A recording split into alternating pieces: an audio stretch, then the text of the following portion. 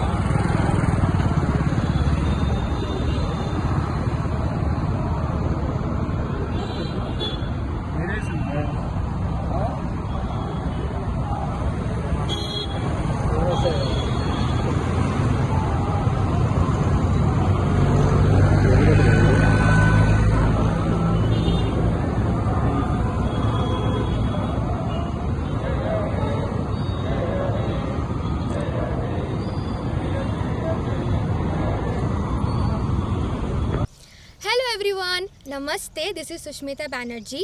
Please like, comment and share and also subscribe TSR News channel.